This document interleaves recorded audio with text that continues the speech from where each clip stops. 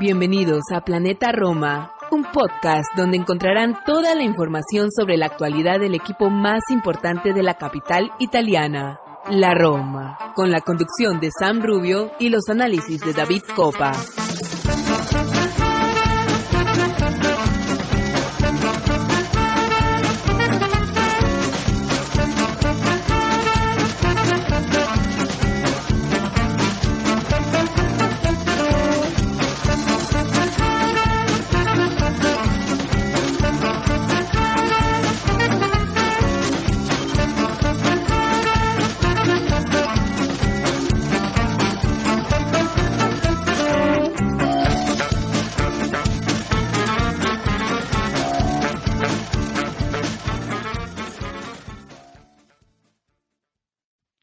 Hola, ¿qué tal? Bienvenidos todos a un episodio más de Planeta Roma Podcast, episodio número 198, el episodio que marca el cierre de la temporada 2022-2023. Este fin de semana la Roma cerró con una agónica victoria la temporada en Liga, ya la habíamos cerrado en Europa con la horrorosa derrota ante el Sevilla en Budapest, y este fin de semana ante una Spezia que se jugaba la vida y aún se la juega, porque dada la derrota del equipo de Liguria ante la Roma y la derrota también del Hellas Verona en San Siro ante el Milan, tendremos un partido de desempate para decidir el último cupo de descenso a la Serie B y el de permanencia en la Serie A. Así que era un partido que tenía sustancia, había cosas en juego. La Roma se jugaba la Europa o la Conference League, y al final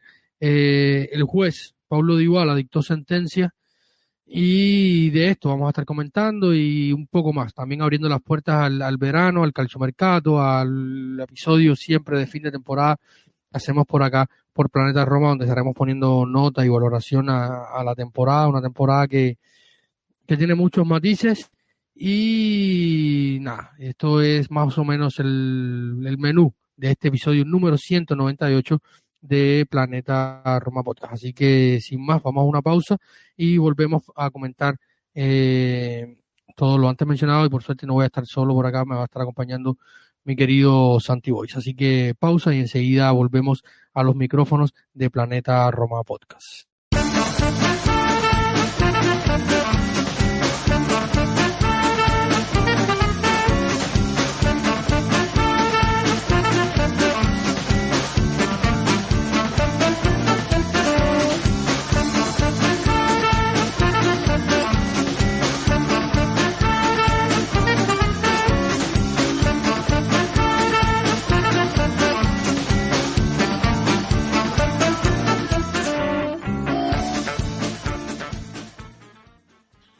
Y ya estamos de vuelta a los episodios de aquí en los micrófonos de Planeta Roma Podcast, episodio número 198, como lo había comentado, fin de temporada, y vamos a estar hablando básicamente de lo sucedido en este Roma Spezia, jornada 38 de la Serie A, y para eso voy a tener por acá a mi querido Santi Boys desde España. Santi, ¿cómo estás? Bienvenido una vez más a los micrófonos de Planeta Roma Podcast. Hola David, encantado de poder charlar contigo en este cierre ya de temporada. En cuanto a partidos, temporada intensa hasta el último minuto, ¿no? Totalmente, Santi, una temporada que podría definirse de muchas maneras, pero yo creo que el mejor calificativo podría ser temporada intensa.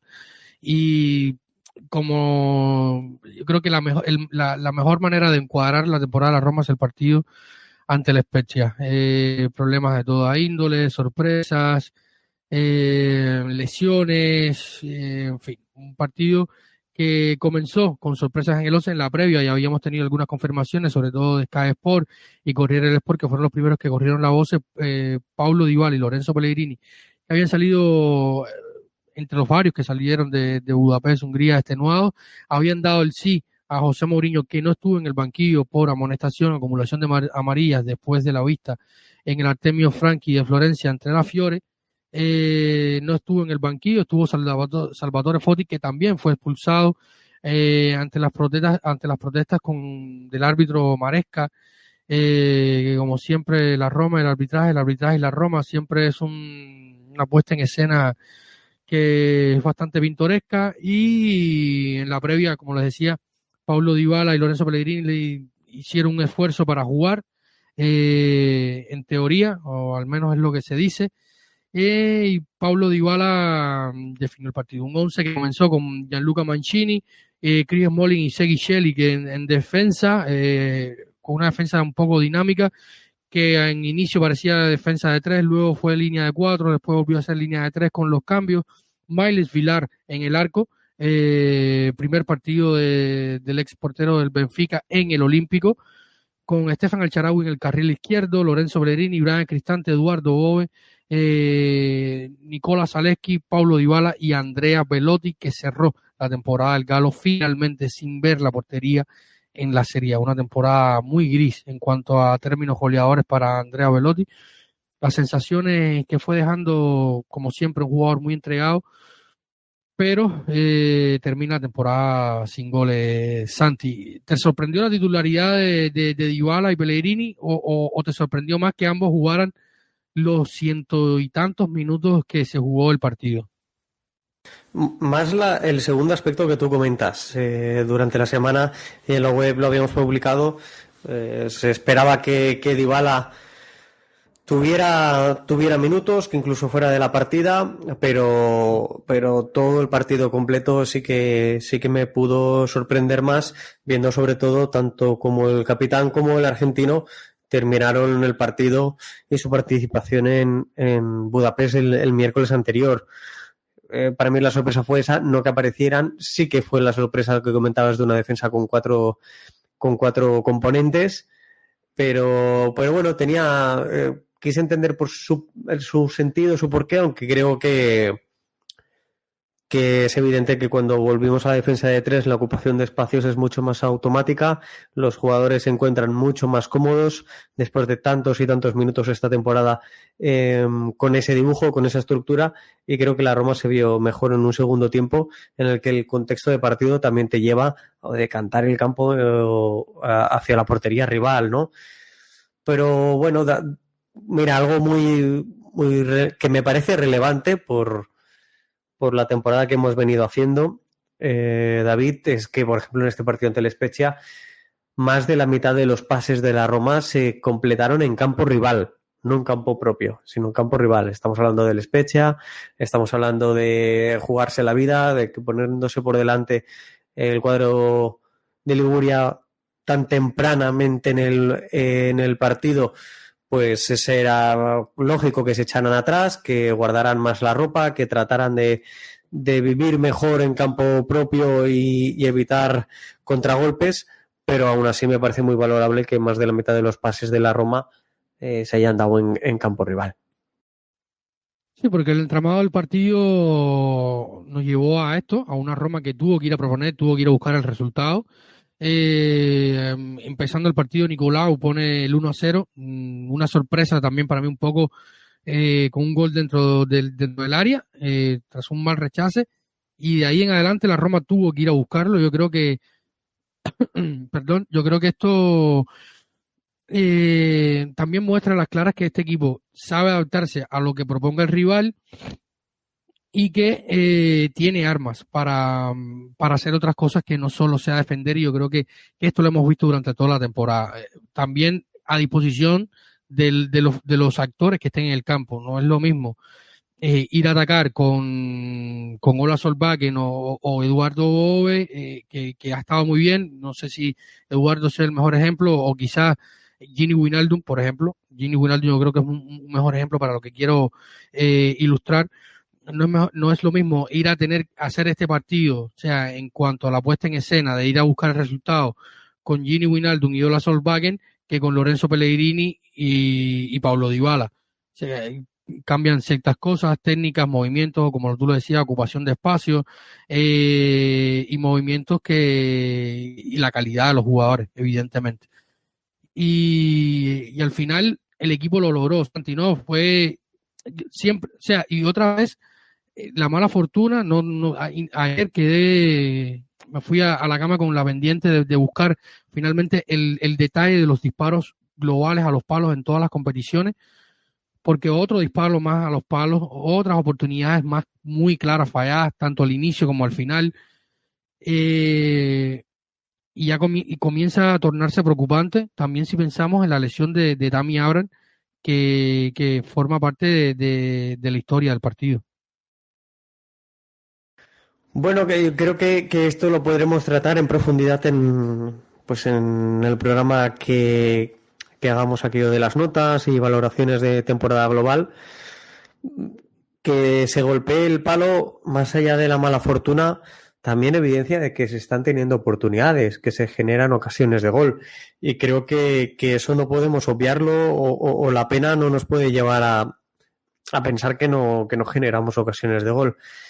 Falta tener más acierto de cara a portería. Esto es algo evidente, es una obviedad lo que estoy comentando ahora. Y la lesión de Tammy pues no ayuda, porque es evidente que ambos delanteros pues no han estado delante de la mejor temporada. Tammy lo ha dicho públicamente, siendo delantero de la Roma se sufre mucho, pocos balones. Los balones que te llegan, ya llevas un recorrido bastante importante en el terreno de juego como para llegar fresco y lúcido a la finalización. Y lo comentabas antes, Belotti ha acabado sin anotar ningún gol en la Serie A.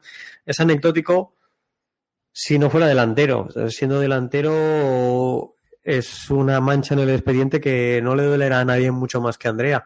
Yo a Andrea le he visto partidos muy, muy buenos esta campaña, en este curso, aunque sí que es cierto que las últimas 2 semanas no lo he visto nada bien. Ni lo vi bien en Budapest, ni lo vi bien en Roma en el último encuentro ante el Spezia, ni en los duelos, ni en las pugnas, ni a la hora de ganar balones, ni mucho menos de cara a portería.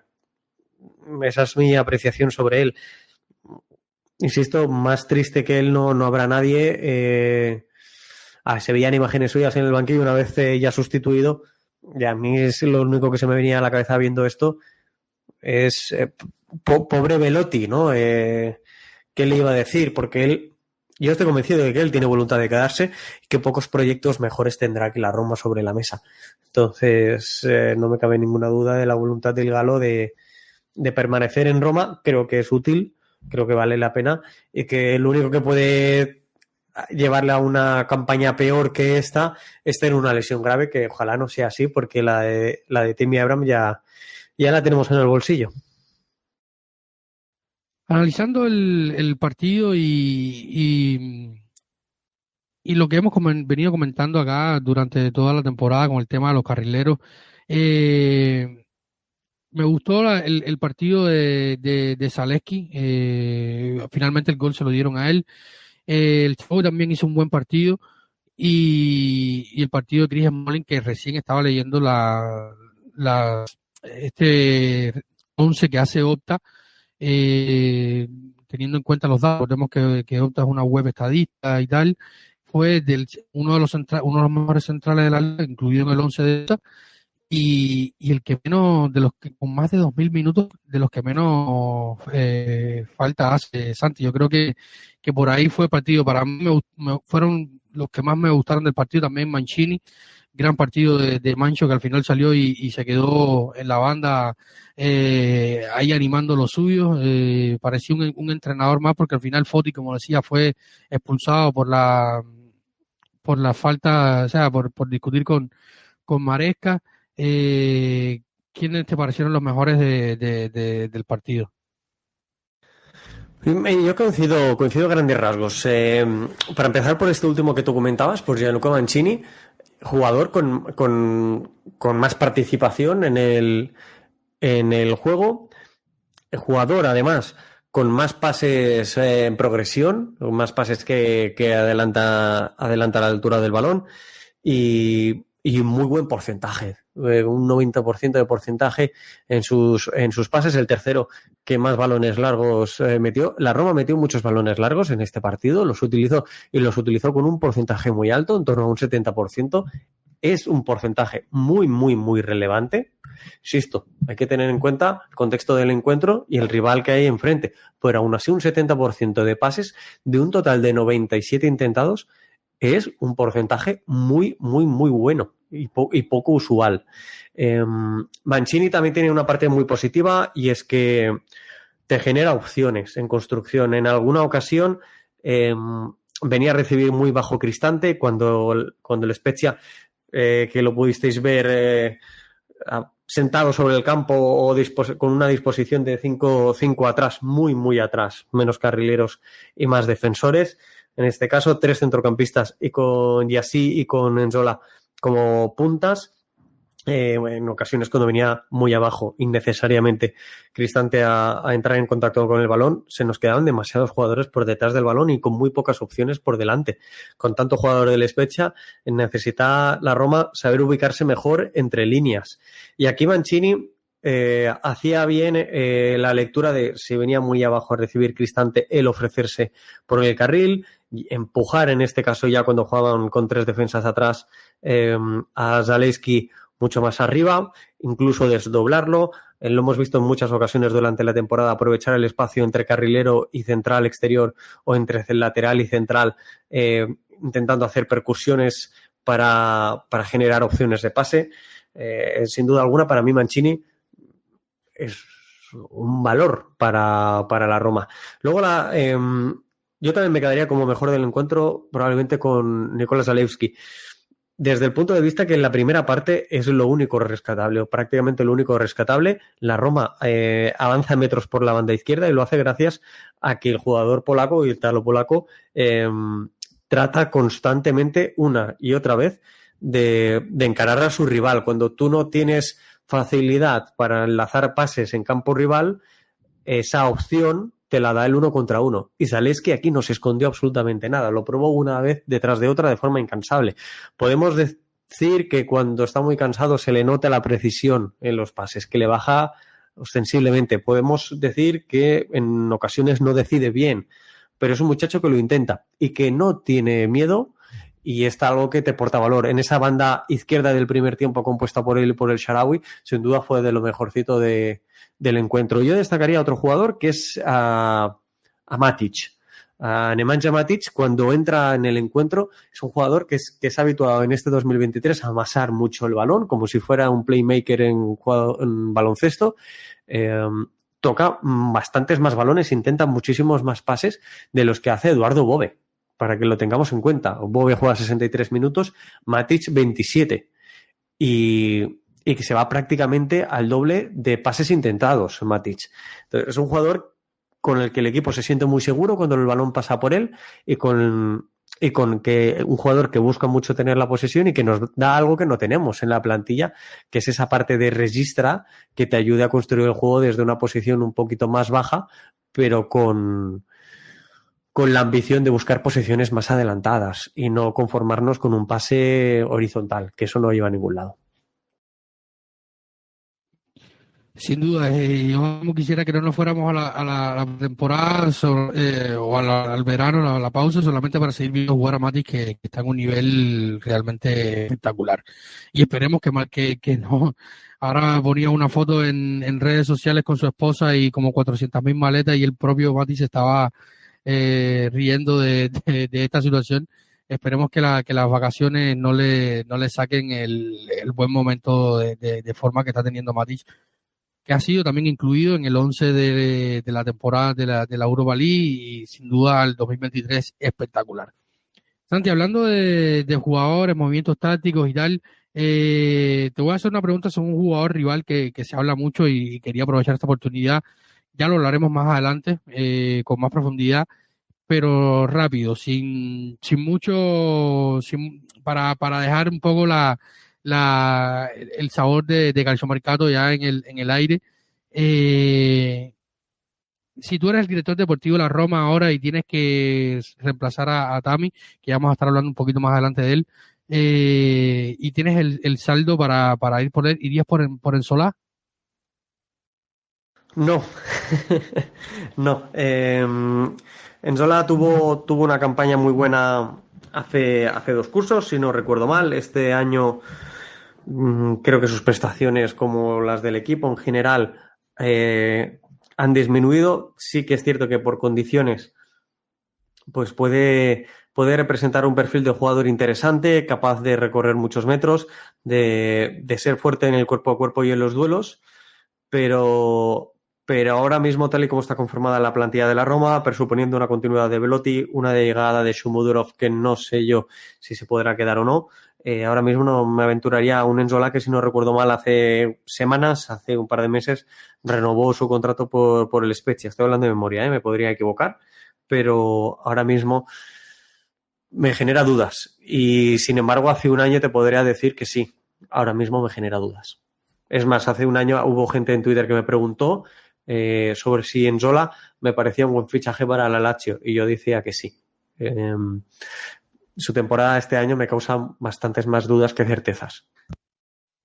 No, yo sin duda, y por ahí nos estará escuchando nuestro querido Irving Sáenz, uno de nuestros Patreon, también Chris, un saludo a los que nos escuchan, a todos nuestros Patreon fundamentalmente, en general a todos nuestros oyentes, pero Irving, nuestro grupo de WhatsApp Patreon, que dicho sea paso, si quieren pasar a formar parte de esta familia activa de Planeta Roma Podcast, simplemente tienen que ir a patreon.com/Planeta Roma y ahí estarán las opciones de suscripción para sumarse a su grupo de WhatsApp, tener contenido extra, poder incluso acceder a las grabaciones de los podcasts en directo, en fin, y muchísimas cosas más. También estamos planeando para el verano, tengo una entrevista planeada, a ver si se puede dar, Santi, ya te lo voy contando, con un periodista amigo que estuvo cubriendo la final de Budapest para hablar varios temas. Vamos a esperar a que pasen unos días para no seguir poniendo el dedo en la llaga, pero siempre es bueno conocer de primera mano de una persona que estuvo allí a pie de campo en la Puskás Arena, ya así que ya lo saben. Y les decía que Irving siempre nos dice, no, pero Haaland no va a venir a Roma. El problema, que ya lo vamos a estar hablando más adelante en Calciomercato, Santi, es que el margen de error que tiene la Roma a raíz de lo que ha arrastrado durante varias temporadas y en el momento que está económicamente hablando, no solo porque la economía esté complicada en Italia y esté hayan pérdidas y la deuda y tal, es que la Roma, además, si los freaking quieren poner 100 millones para el mercado de fichajes, no pueden simplemente, porque hay un acuerdo con la UEFA con el tema de la sanción del Financial Fair Play, lo que le permite a la Roma es que el mercado sea hombre por hombre, sale uno, entra uno, Tami iba a salir y iba a entrar otro, ahora sin Tami hay que vender o a Shomu o dejar ir a Belotti para traer un otro delantero, porque y tampoco puedes ir a buscar un delantero top, incluso a no ser que fueras el Chelsea, el City o uno de estos equipos en la Premier, porque al final vas a seguir teniendo a Tami en plantilla, se va a recuperar eventualmente y además tiene un sueldo alto. Entonces hay que manejar muy bien estas situaciones. A mí tampoco Nzola es un jugador que me convence del todo, pero bueno, tampoco me convencía Nemanja Matic y ya hemos visto el nivel que ha presentado, pero ya no es lo mismo arriesgarse o hacer una apuesta de mercado con un jugador como Matic que viene libre para luego o gastar un dinero que el equipo prácticamente no tiene en Sol, y como decía Santi, ha renovado su contrato, y cuando un jugador renueva su contrato, y más siendo el Spezia, que recientemente ha vendido jugadores como por ejemplo Kivior a la Premier para sacar factura y sacar plusvalía, no creo que lo vaya a vender mucho más bajo, ¿no? Y un jugador que tiene ahora está endulzado con esto de que siendo un jugador de la Spezia hace más de 10 goles en Serie A, pues tiene cierta atracción para equipos de la Premier o otros lados que se pueda sacar adelante. Santi, para ir cerrando el tema del partido, para también comentar un par de cuestiones más, tengo la duda, y no sabes que no, pero en estos días se habla mucho de los árbitros, y al final el partido se decide por un penal y no podíamos dejar de hablar del episodio del penal. A mí me parece más penal el de Dybala en el área, que creo que es Bouriva el que lo atropella por detrás, que el penal de era Reca el que atropella a Dybala en el... Bueno, sí, y coincido plenamente. Para mí ese es penal, que se cobró finalmente no.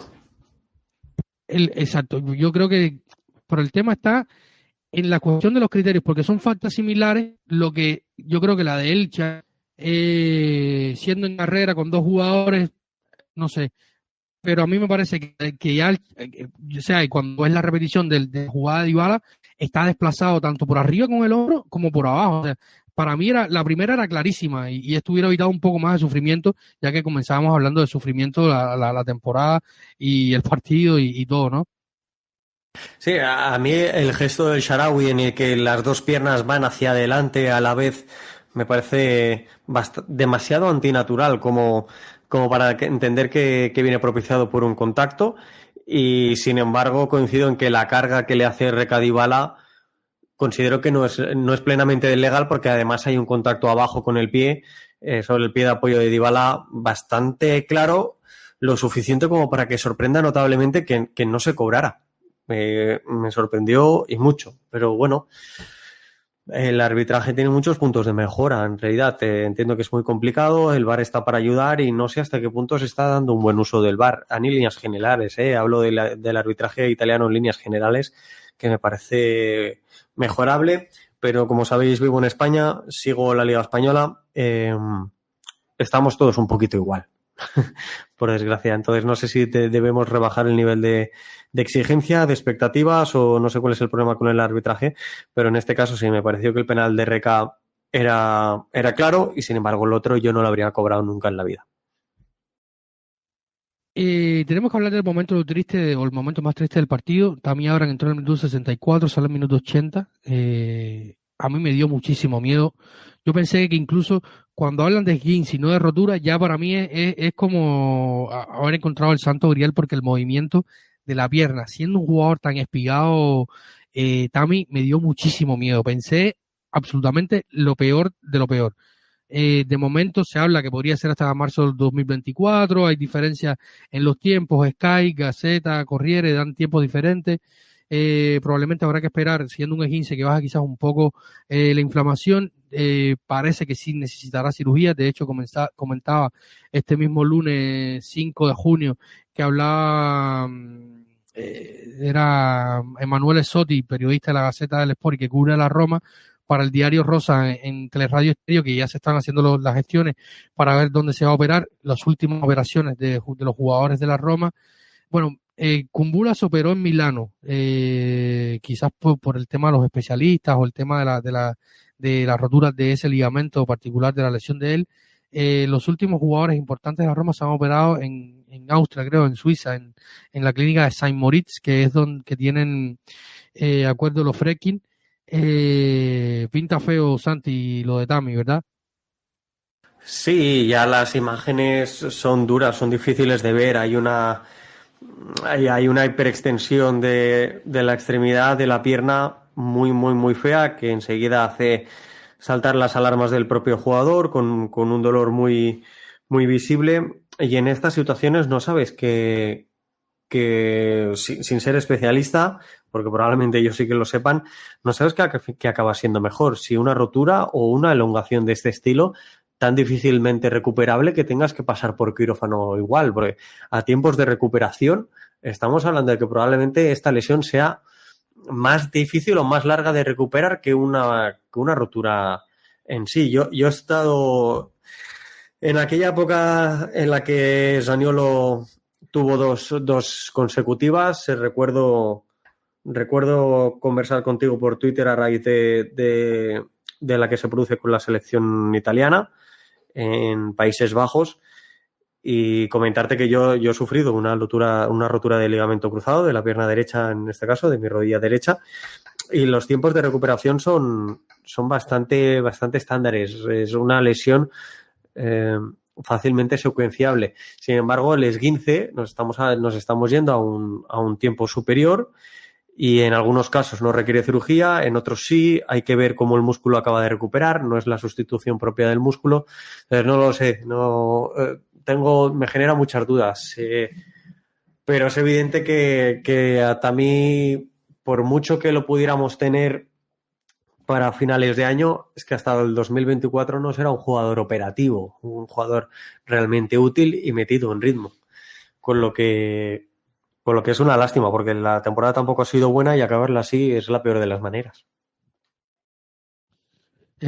Correcto, Santi. Vamos a estar hablando los próximos días de esto, sin duda. Vamos a estar, también tenemos planeado Con Sam, una vez a la semana, probablemente ahora en el tiempo de mercado, estar alguna que otra noche del lado acá de la hora de La Habana y de Miami, hacer algunas noches un poco de Twitch para comentar el mercado, porque ahora vendrán cientos e infinidades de noticias de mercado y para no acumular los podcasts y los programas más, de ser más análisis para comentar y dar otras opiniones un poco más vacías, por así decirlo, sobre el mercado, porque va a venirse muchísimo.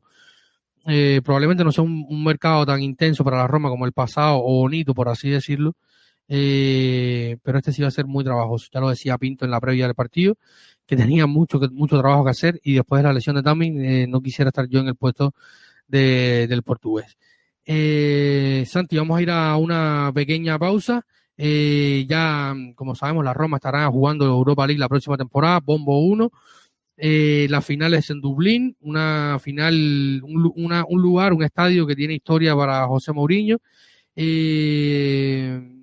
Así que, nada, tenemos competición europea, 10ª temporada que la Roma inicia jugando una competición europea. A mí me parece algo increíble y algo que es muy positivo para el club, por exposición, por recaudación, sea mucho o poco regular, no deja de ser una exposición y de ser un equipo que siempre compite en Europa. Yo prefiero ser un equipo que compite en Europa que ser un equipo que simplemente está en la planicie de la Serie A cada fin de semana. Aumenta nuestro estrés, nos da más canas y nos quita años de vida, pero bueno, esperemos que la próxima temporada sea mejor, al menos que mandemos los balones al arco. Estaba leyendo algunas estadísticas para ir ya cerrando el tema Serie A, por lo cual vamos a estar hablando, como le decía, tenemos un episodio, como siempre, de cierre de temporada, donde vamos a ahondar en todos estos temas. La Roma envió 17 disparos a los palos en Serie A, solamente la Juventus mandó más disparos a los palos, con 18, y la Roma hizo 500 disparos a portería, bueno, redondeando, fueron 498 exactamente. Udinese, Atalanta, Juventus y Milan estuvieron por delante. La Roma fue el octavo equipo que más disparos a los palos hizo. Udinese, Atalanta, Juventus, Milan, Fiore, Nápoles e Inter por delante en esta particular clasificación. Así que nada, termina la temporada de la Serie A, termina la temporada europea, la Roma termina sexta, un análisis que vamos a estar haciendo próximamente sobre la temporada en sí. Así que nada, vamos a una pausa y vamos a hablar un poquito del calcio femenil y quizás alguna pincelada, si nos alcanza el tiempo, sobre el Primavera, que también tuvo su definición de temporada este fin de semana. Así que vamos a una pequeña pausa aquí en el episodio número 198 de Planeta Roma Podcast y enseguida estamos de vuelta a los micrófonos de este podcast.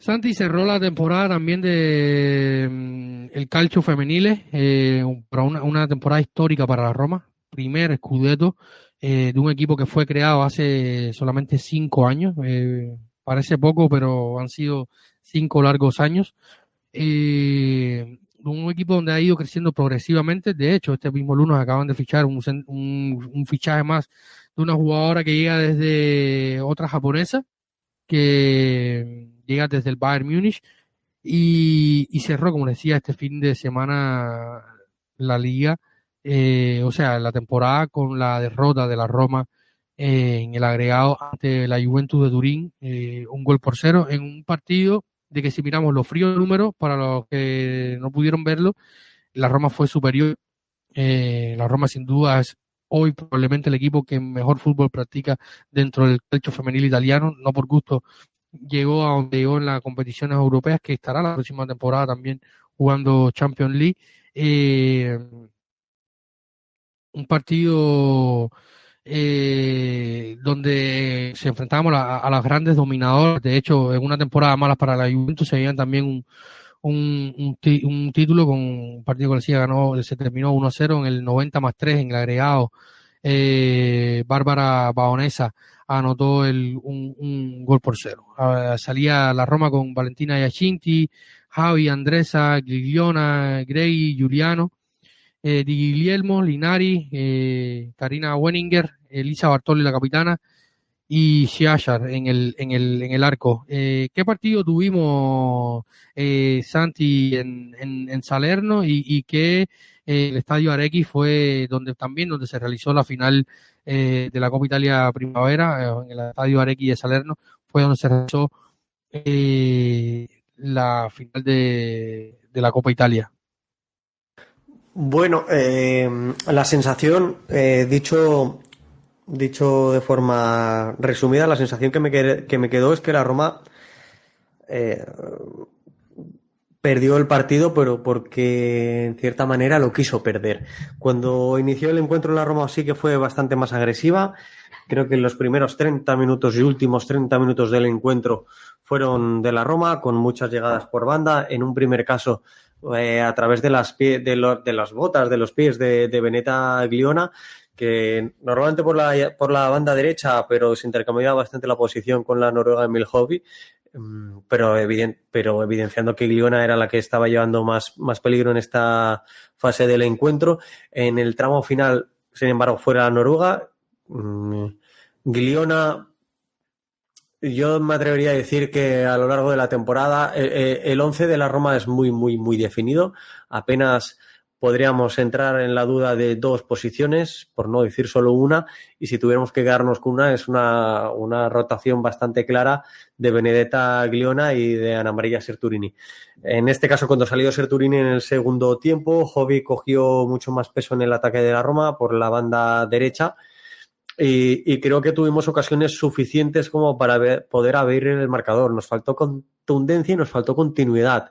Creo que en el centro del campo la Juve sí que llegó a dominarnos una parte del encuentro, algo que hizo que se atrancara mucho más, que se interrumpiera constantemente, que entráramos en pequeñas disputas que no beneficiaron a la Roma, y de ahí mi lectura de que lo perdimos cuando no deberíamos haberlo perdido. Al final el gol llega en un centro cruzado donde Bárbara Bonansea, que es una de las leyendas del fútbol femenino italiano, le ganó la espalda a Elena Linari y remató de forma incontestable e inapelable para Chiasar. Bueno, sí que es cierto que pese a esa sensación, no se le puede poner absolutamente ni un pero a este equipo. Campeonas de liga de forma contundente y rotunda, cuarto finalistas de la UEFA Women's Champions League y finalistas de la Copa Italia. Es que no se le puede poner absolutamente ni un solo pero. Creo que como te he dicho ya, el 11 está muy, muy, muy claro. Creo que la Juve nos superó en centro del campo en algunas fases del encuentro, muy propiciado por Andresa Alves. Andresa Alves a mí, no es una jugadora que a mí me fascine ni me encante, sino prácticamente todo lo contrario, pero es una jugadora que te da muchas cosas y te resta otras, y es una jugadora sin orden ni concierto. Es capaz de integrarse entre las dos centrales cuando es la media punta, y luego es capaz de hacer llegadas de segunda línea que te acaban generando goles. Pero creo que nos faltó muchísimo más inteligencia a la hora de posicionarnos y establecer líneas de pase en el centro del campo. Por otra parte, el partido de las dos centrales, de Linari, salvo cuando le gana la espalda a Bonansea, como he dicho, en el minuto 92 para anotar el único gol del encuentro, tanto ella como Karina Benninger, a la cual vamos a echar mucho de menos, jugadora de 32 años austríaca que ha estado cedida por el Bayern y que hace un mes anunció su retiro del fútbol, no que se marchaba, sino que se retiraba. Ambas hicieron muy buen partido en cuanto a intercepciones, y Cristiana Gigelino no tuvo relevancia en el partido para la Juventus y algo que es de destacar. Comentabas, ¿no? Saki Kumagai, jugadora nipona de muchísimo recorrido, 32 años, muchos años en un Olympique Lyonnais que ha sido el dominador absoluto a nivel europeo del fútbol femenino y en estas 2 últimas temporadas integrante del Bayern München. Creo que viene a suplir no sé si me atreverme a decir que viene a suplir a Karina Benninger porque son 2 perfiles de jugadora. La austríaca es una jugadora que impone porque es muy alta y Kumagai no es el mismo estilo de jugadora. Lo entiendo como un fichaje como el de Vicky Losada, la española, jugadoras de mucha experiencia internacional, recorrido y que pueden dotar al grupo y al vestuario de una experiencia que ahora mismo carece. Sin duda, una de las noticias más sorprendentes de los últimos tiempos del calcio femenil de Santi fue el retiro de Karina. A mí me sorprendió mucho. Probablemente es una de las jugadoras que más me gusta del equipo femenil, por la experiencia que tiene. Es como, para los que no ven mucho el fútbol femenil, es como el Smalling, Chris Smalling del equipo de Espuña. Y con respecto a la temporada, yo creo que este título, como tú lo dices, al final lo deja ir la Roma. El calcio femenil todavía, recientemente se hizo profesional. Si el varonil, que tiene una historia y un recorrido grande, tiene problemas, el femenil no es menos, ¿no? Y la planificación de la temporada, esta división, Santi, del pool por el Scudetto y el pool por el descenso, llegando ya a la Roma, porque se arrastran los puntos de la primera parte, que es un todos contra todos, por así decirlo, como que le restó entre espectacularidad y expectativa a la temporada. ¿No es la sensación que te queda a ti un poco? Sí, yo en este sentido no he sido siempre muy clásico, muy pragmático. Para mí las competiciones, por ejemplo, las masculinas deberían ser competiciones de 18 equipos y no de 20. Y las masculinas, incluso yo el tema de los descensos, los ascensos, también los tocaría bastante. Y en el femenino se habla mucho de que por falta de competitividad de los equipos, de inversión en ellos aún a estas alturas, tener competiciones de unos 14 equipos lo he llegado a oír, incluso de propias jugadoras. Yo creo que unos 16, 18, nunca más, pero yo lo haría exactamente igual que conocemos a día de hoy el fútbol masculino, una liga de cabo a rabo con todas las jornadas y no haría este playoff tan masivo. Por ponerte un ejemplo, en Bélgica lleva implantado varios años y ha tenido sentido en esta última temporada, en una jornada disputada en este último fin de semana, en la que habían 3 equipos que podían ser campeones, pero era la primera vez en tiempo que esto sucedía. Para mí estos playoffs del título, no lo sé, me rompen demasiado los esquemas. A mí, sin duda, yo me muestro contrario a ello. Santi, también hablando del equipo Primavera, un pequeño repaso. Vamos a estar aquí en los próximos días con Alex Murilla, nuestro especialista en el fútbol juvenil italiano. El equipo Primavera cae en un espectacular partido, un partido que terminó ante la Fiorentina del ex Alberto Aquilani, que dicho sea de paso, en los últimos días se ha rumoreado que podría ocupar el puesto de Vincenzo Italiano si finalmente termina saliendo del conjunto viola a Nápoles. El equipo juvenil del equipo de Florencia, dirigido por Alberto Aquilani, empató 3-3 con la Roma, dejando a la Roma fuera en la carrera por el Scudetto. La Roma fue la última clasificada, recordemos que en el torneo Primavera de Italia, en el torneo Primavera 1, que son los equipos de la primera categoría, los 6 primeros luego pasan a un playoff para ganar el Scudetto. La Roma se enfrentaba a la Fiorentina. La Roma fue la 6ª clasificada en la temporada regular, se enfrentó a la Fiore y empataron 3-3, un partido que comenzaron ganando 2-0. Empató la Fiore, la Roma se fue arriba y luego termina la Fiore también en el descuento, poniendo el 3-3 final, y que luego se define a favor de los viola por mejor posición en la clasificación de la tabla y avanzaron a la siguiente fase. Una temporada diferente para el equipo Primavera porque es la primera sin Alberto De Rossi, un hombre, el papá de Daniele De Rossi, había sido por muchísimos años el entrenador de los equipos juveniles de la Roma, que dejó muchísimos éxitos y formó jugadores importantes que hoy muchos están dentro del sistema de fútbol italiano, siendo relativamente exitoso. Una temporada que vio también volver la Copa Italia Primavera, algo que no pasaba hace algunos años, a Trigoria, con esa victoria también ante la Fiorentina, que ha sido un rival, que ha sido dominador de las categorías inferiores, por ejemplo, al menos en la Copa Italia, pero siempre ha sido un buen animador de los torneos juveniles italianos, sacando muchísimos jugadores importantes. De hecho, el encargado hoy del área técnica juvenil de la Roma es Valerio Vergine, ex director del área deportiva juvenil de la Fiorentina, un hombre que encontró a gente como Bernardeschi, Federico Chiesa y otros muchísimos jugadores que ha sacado la cantera del equipo de Toscana. Y terminó el partido, como decía, 3-3 en un año que yo no podría catalogar como negativo, porque al final el objetivo del equipo Primavera es mandar jugadores del Primavera al primer equipo. Y hubo oportunidades donde el equipo Primavera se quedaba casi sin 4 o 5 jugadores. De hecho, hubo un par de partidos en este mes de mayo donde el arquero del portero Primavera estuvo convocado con el primer equipo en los 2 viajes que no hizo Rui, uno a Florencia y el otro no me acuerdo, fue a Reggio Emilia.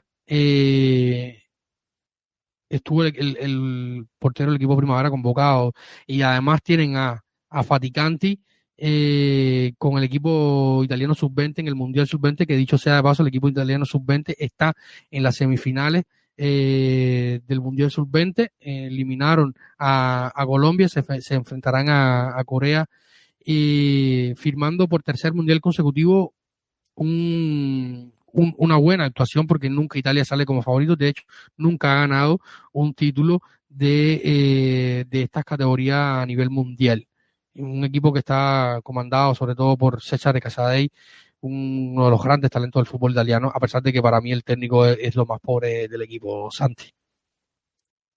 Yo creo que es una temporada para el Primavera con cambios muy significativos, muy significativos, y que aún así han sido capaces de ganarle en la final de Copa a la Fiorentina, una Fiorentina que es campeona de la Supercopa contra el Inter, y sostener tibiamente el nivel. A 55 puntos son 10 de Lecce, que fue el primero en esa competición regular, en esa liga regular.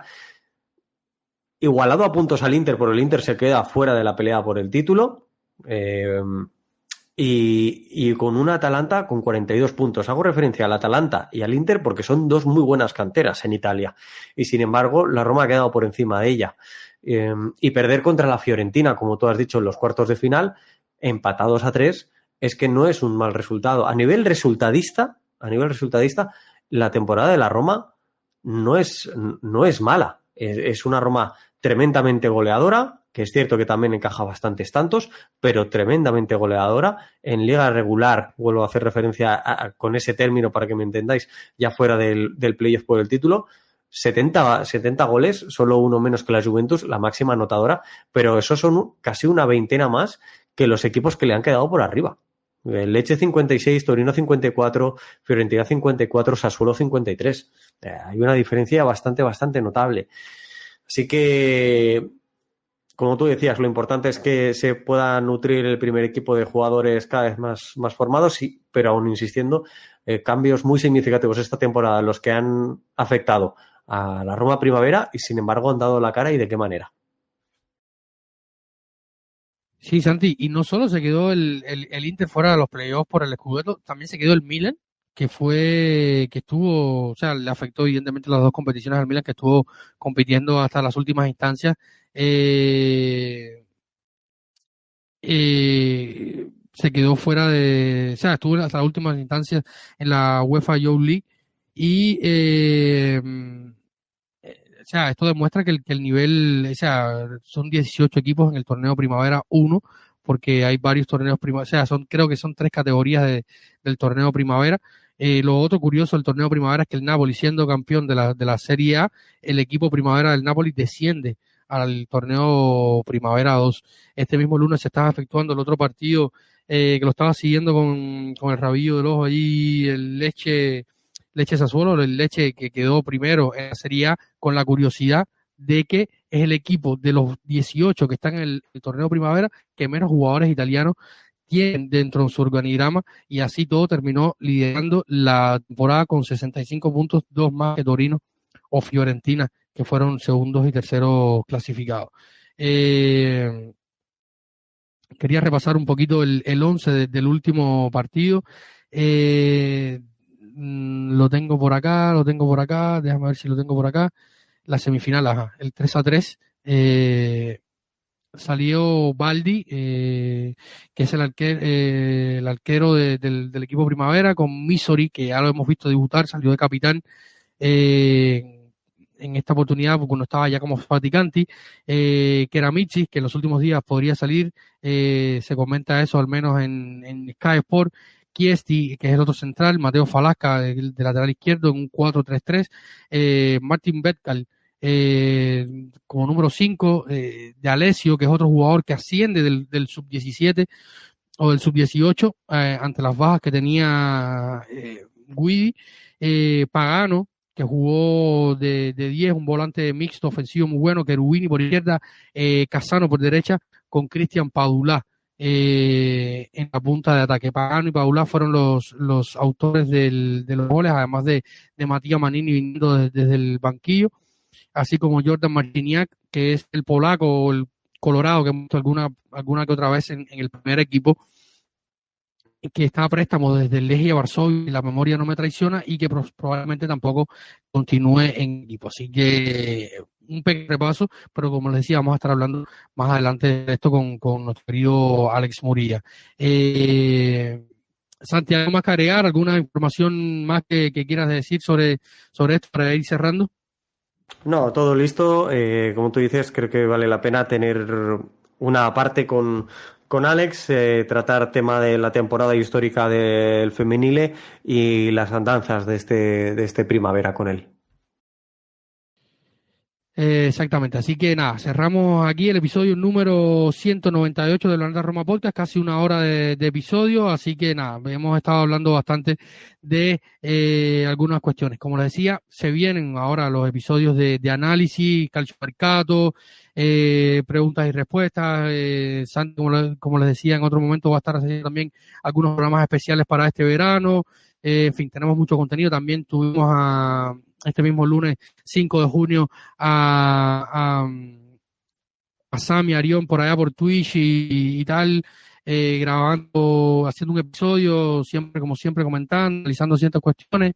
Así que nada, muchísimas gracias a todos por escuchar a Planeta Roma Podcast, y una vez más manténganse conectados con todos nuestros sistemas de comunicación, por así decirlo. planetaroma.net, en todas nuestras redes sociales, en YouTube, en Facebook, en Twitter, en Twitch, en Instagram. Suscríbanse, compartan nuestras informaciones, para si algunos amigos no están todavía al día con Planeta Roma, se pongan aquí se sumen a esta gran familia. Si quieren, ya saben, ser un Patreon de Planeta Roma, que no es más que un suscriptor de pago para apoyar todo el contenido que hacemos y que nuestro proyecto pueda seguir adelante, al menos manteniéndose al aire. Patreon.com/Planeta Roma, ahí se pueden suscribir y también poder formar parte de nuestro grupo de WhatsApp y tener algunas contenido exclusivo, también acceder a la primicia de los podcasts, estar en las grabaciones de los podcasts, en fin. Así que nada, muchísimas gracias, buen verano a todos, esperemos que les haya gustado todo el trabajo que hemos hecho durante esta temporada 2022-2023. Y nada, muchísimo contenido por delante, y empezaremos a preparar ya lo que será una sin duda emocionante, larga e intensa temporada 2023-2024 con José Mourinho al frente, o al menos eso indican todas las señales, y de todo esto vamos a estar hablando evidentemente en los próximos programas. Un saludo a todos, muchísimas gracias a todos por estar conectados y nos despedimos. Recuerden que siempre lo más importante es Forza Roma.